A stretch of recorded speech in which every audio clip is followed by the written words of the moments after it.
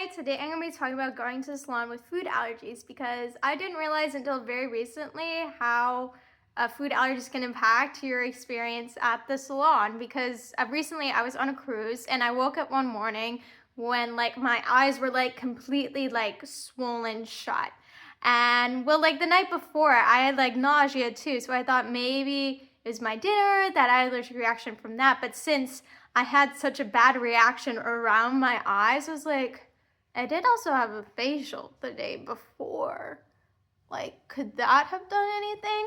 And so my mom went to the salon to ask them, be like, hey, like my daughter has food allergies. She was here yesterday. Like, did you use any of her allergens in the facial?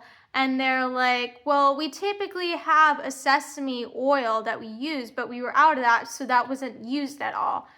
And I was really surprised to hear that. I mean, whenever I go to the salon, there's always a spot on the form where it says, oh, list your health conditions and allergies. So make sure you tell them your allergies. I always do that so that they know, hey, here are my allergies. And typically in the past, when I've listed my allergies, they've been like, oh yeah, we do have a peanut mask, but I won't use that on you. I'm like, okay, great. So you're making steps to make sure that I'm having a safe experience.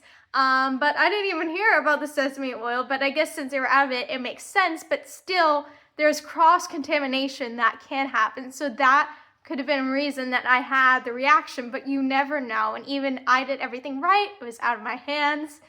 I don't know what it was, but it could have been that. Cross-contamination happens, and that cross-contamination is more regulated in restaurants and food companies than it is in the salon because that's not really what you're thinking about, but salon products do contain food items like peanuts and sesame, and those are top allergens, which I find really shocking that there's top allergens in salon products, making it unsafe for people with allergies.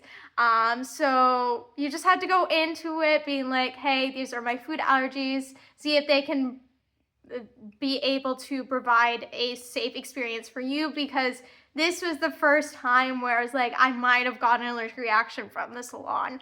But now that I'm thinking about it, it's like, this is something that other people could be experiencing too. And I think it's very important that this is something that people with food allergies are being careful about, as well as dining out, where you're making sure it's like, hey, I have my allergies, make sure there's no cross-contamination at all. The salon should be treated the same way because they do use food items in their services.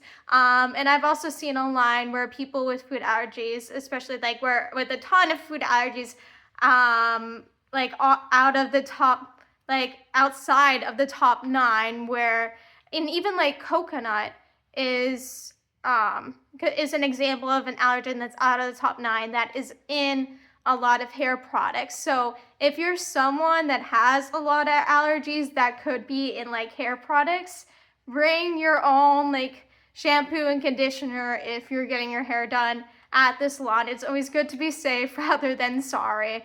Thank you so much for watching.